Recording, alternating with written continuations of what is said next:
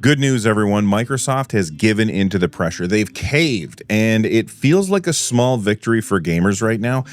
But I wouldn't start counting your chickens at this point because while, yes, Microsoft did just capitulate to public outcry and reverse course on their first $80 game, I don't think it's going to be a permanent thing. And I want to talk about that, but first I want to give you a little bit of context.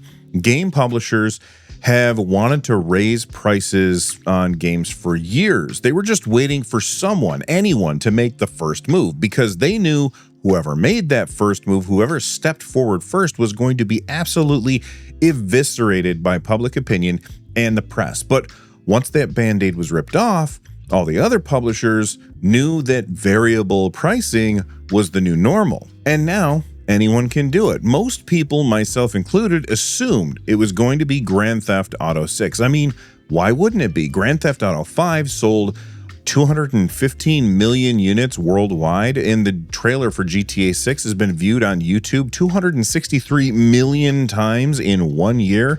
The second trailer, which came out just 2 months ago, already has 126 million views, which is not counting all of the trailers that have been re-uploaded by channels like IGN. GTA 6 is going to sell like crazy, no matter what. Even if it isn't a game that I'm particularly interested in, it's going to fly off the shelves. So everyone was predicting that GTA would be the GTA would be the game that would raise the price of games to $80. But then Nintendo stepped in and took the bullet for Rockstar.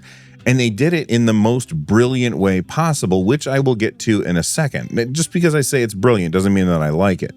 By the way, I wanted to let you all know that I recently built my own Steam console, and I'm almost done with the video. This thing is a monster.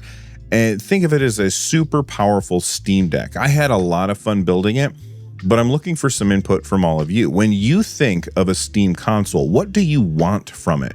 Power and price aside, what Steam Deck tools or plugins do you think would make a Steam console better by using them? Let me know in the comments section down below. I also wanted to say a quick thank you to everyone that has been hitting that like button or leaving comments or just subscribing. It really helps out and I appreciate you. If you're new here, I'm Bill. This is the NerdNest, my channel all about video games. I do hardware reviews, news, tutorials, and weekly podcasts. And so if you're interested in any of that, you might want to subscribe and turn on notifications because the video that I've got for that Steam console is coming soon. All right, back to what I was saying. Nintendo is feeling really confident right now because the Switch 1 sold 150 million units worldwide. And by the way, it's still on sale, so that number is going to go up, and I'm 99.999% sure that we're going to see the Switch 1 eventually become the greatest selling console of all time. And it is deserved. It was a fantastic system that had amazing games on it that you could not play anywhere else. So with Nintendo Switch 2, well, Nintendo's doing more of the same, and they're giving us a more powerful Switch, which is probably the smartest thing that they could do, especially having the launch game for the Switch 2 be their absolute biggest franchise with Mario Kart. Just for context, Mario Kart 8 Deluxe, which is a re-release of a Wii U game from 2014, sold a blistering 68 million units. That's an attach rate of 45% for a port. The single best-selling game of all time on Switch 1. So Nintendo says people love Mario Kart, and they have the data that it's played forever. Like, people just keep coming back to it. And on top of all of that, it's the kind of game that most people play online, so it's harder to pirate that way. When you combine all of those things, the crazy high attach rate, the evergreenness of the franchise, and the brand new launch hardware, it's easy to see why Nintendo felt, well, we can get away with this. But here's the brilliant part that I talked about before. They raised the price of the game to $80, but then they sold it for $50 as a pack-in title. So why is that brilliant? Well, first of all, it makes people buying a Switch 2 upgrade to that bundle because now they're saving money by buying the bundle. But more importantly, it also makes it very easy for Nintendo to say, look at the sales numbers of our first $80 title. It's flying off the shelves. Matt Piscatella over at Blue Sky posted this. Nintendo Switch 2 debuted as the fastest-selling video game hardware device in U.S. history, while consumer spending in both video game hardware and accessories reached new all-time June records. So the increased price of the Switch 2 over the Switch 1 clearly didn't upset nearly as many people as were predicted.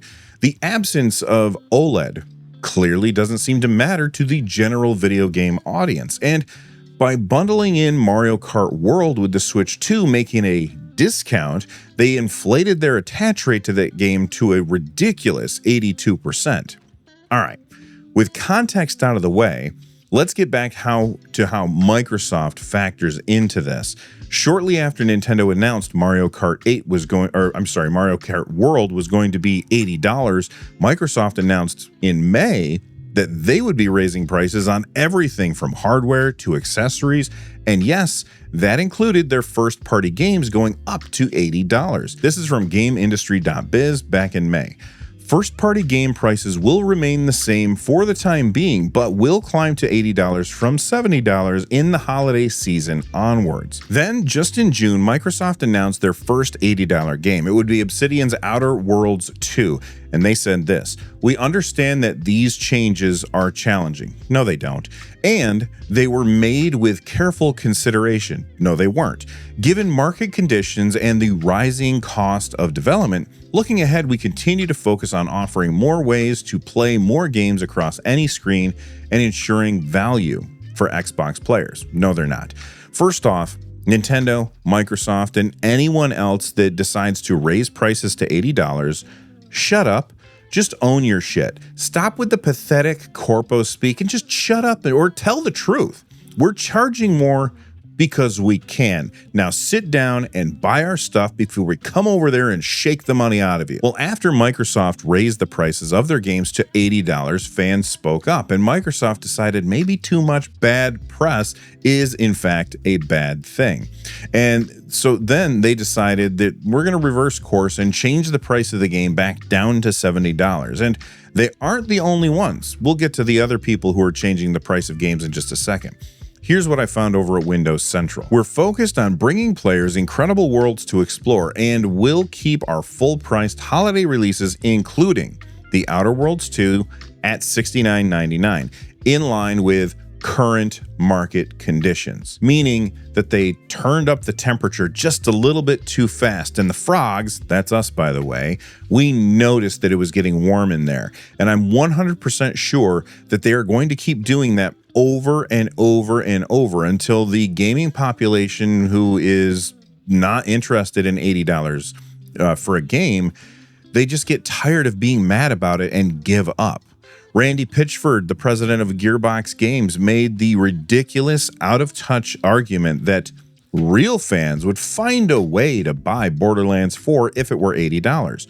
No price was announced at that point, but he was clearly testing the waters to see what exactly they could get away with. And sure enough, he posted last month that the game would not be $80. Here's his exact words. The big news: no price increase for Borderlands 4. Standard Edition launches not at $80, but at $69.99. They're showing you, please show them. What they left out of this is instead of raising the base game price, they're instead going to raise the Deluxe Edition price and the Super Deluxe Edition price. I don't really have a problem with this. I've never been a deluxe edition kind of guy. I've always just gone with base games. But how is it that Nintendo can get away with this and 2K Games and Microsoft can't seem to get away with it? And I think really it comes down to the fact that Mario Kart World is bundled in with the Switch 2, and the vast majority of Mario Kart World's 82% attach rate are people who just bought the game for $50. They didn't spend $80 on it. I'm one of those people. But looking down the road, when will the next $80 game come? Will it be something from Microsoft, something from Nintendo, or will it be GTA? So far, I feel like the backlash against $80 games has worked 2/3 of the time. But the real test will be when a game isn't bundled in with a system and costs that much money for the base game. If that game still sells, then I hate to say it, but we're cooked. Moving on to Ubisoft, in a recent shareholder meeting, Yves Guillemot, was asked about the failure of Star Wars Outlaws to meet its projected sales targets, and his answer is, well, it's a doozy. I'll get to his answer in just a second. First, I want to talk about how this game was received critically. And I'm not talking about user scores in this case, because those are subject to review bombing, and most of the time review bombing has nothing to do with the actual game. It's usually something that's outside of the game or tangentially related to the game. I'm talking about critics. Anyway, the open critic average for Star Wars Outlaws is 75, which is not a bad number. People seem to think that if a game is not a 9 out of a 10 or a 10 out of a 10, then it's a pile of trash, and that just isn't the case, which is why I usually avoid review numbers whenever I talk about how I feel about a game. Steam reviews for the game are mostly positive, so in essence, the majority of people and critics that actually played the game, which by the way, I'm not one of them, they liked it. They liked it enough to recommend it. It isn't overwhelmingly positive, but it's not a travesty either. It's a decent game, which is set in the Star Wars universe, which is a setting that a lot of people love. But the game isn't perfect. I mean, it suffered from broken stealth missions and repetitive gameplay, and on top of that, it's a single-player game with an always online component, which people absolutely hate. And then when you combine that with the fact that they paywalled some content of the game, and I'm talking story content, behind higher tiers, a lot of people were really, really irritated with that. And I'm one of them. I don't like it when companies do that kind of thing. But since launch, Ubisoft eventually fixed their stealth issues, the enemy AI stuff, and how the speeders handle in the game. But the repetitive gameplay is something that's in pretty much all open world Ubisoft games. They all have repetitive gameplay. That's the gameplay loop. That's the thing that people usually like about them. I think that Star Wars Outlaws' biggest issue was the fact that the game wasn't really done, and it was shipped anyway. But I wasn't there. I can't say for sure. What does Yves Guillemot think of this issue was with the game? Well, when asked, this is what he said, and I got, like I said before, is a ridiculous answer. He said, "For Star Wars Outlaws, we didn't reach our sales targets. The game suffered from a number of items. First, it suffered from the fact that it was released at a time when the brand," he means Star Wars in this case, "the brand that it belonged to was in a bit of choppy waters. And the game still had a few items that needed to be polished. And they were polished and debugged in early weeks, but it did affect sales volumes. We did heavily improve the game by troubleshooting and debugging, and when it will be released on upcoming consoles such as the Switch 2, it will be the new version of the game." Okay, so he admits that the game needed more time to polish, and if it were polished, it would have sold better. I totally agree with that. Maybe they shouldn't have launched it before it was ready. But for him to say that the reason that the game failed to meet sales target expectations was because Star Wars as a brand was in choppy waters is just plain wrong. Let's take a look at other recent Star Wars properties, starting with EA. EA has Star Wars Jedi Survivor, which launched the year prior to Outlaws. That game earned an 84 on OpenCritic and mixed reviews on Steam, though I looked through the bad reviews of it and most of them are about the performance of the game. And if you look at the recent review for the game, it's mostly positive. Moving away from games, Star Wars Andor on Disney Plus had a critic rating of 96%. That is hardly choppy waters. That game came out a couple of years before Outlaws, and the final season just dropped a few months ago, and it's probably the best that Star Wars has ever been, full stop. But then you have shows like The Acolyte, which I didn't particularly like.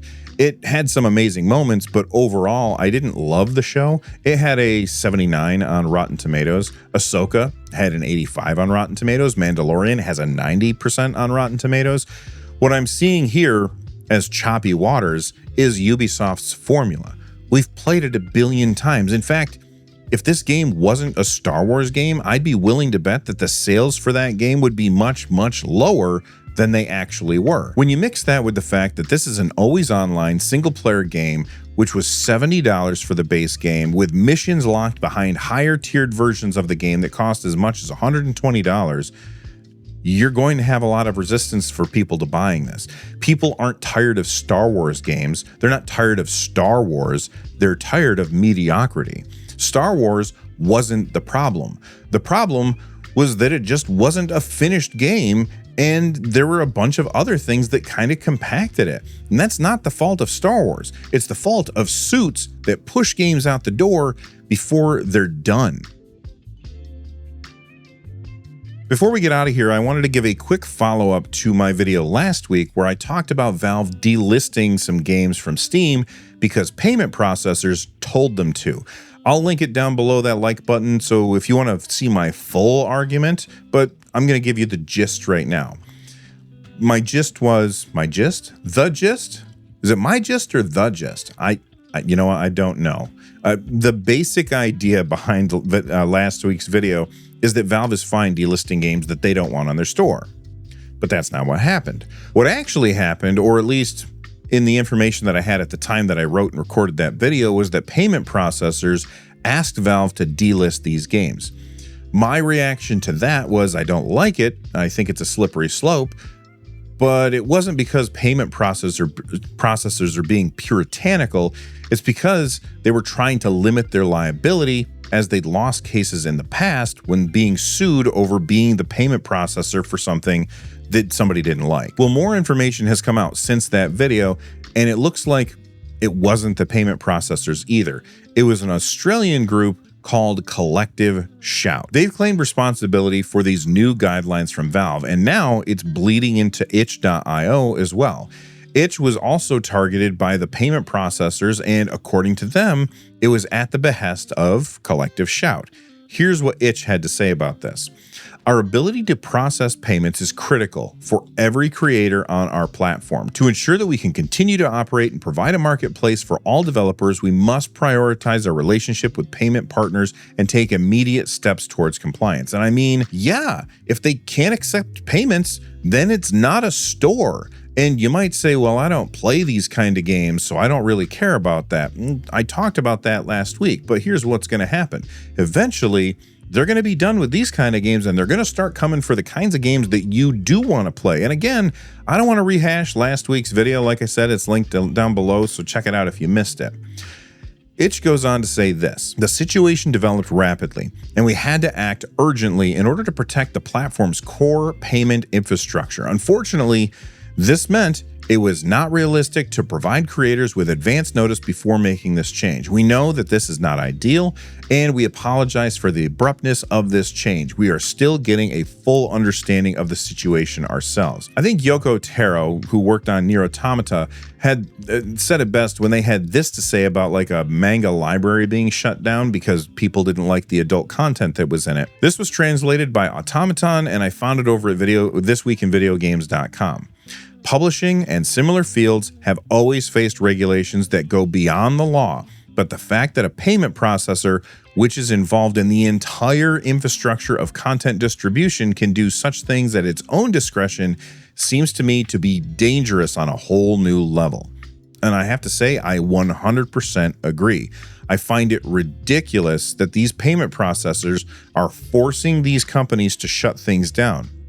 Steam and Itch are between a rock and a hard place, and I don't know that they have any other options. Our only option is to say something to the payment processors who are bending to this group and tell them, hey, if you want our business, I don't even know if that would work because we don't have other options. But, you know, we got to say that we don't like what they're doing, and we got to tell them. And if we don't, well, then it's going to be on us. Telling people that we don't like what they're doing has worked 2 out of 3 times when it comes to raising the price of games to $80. It seems like it might be working with the Stop Killing Games campaign over in Europe, but will it work here? I don't know. I hope so. From the NerdNest, I'm Bill. Thanks for watching, and if it's your first time here, please subscribe. Stay rad, everyone.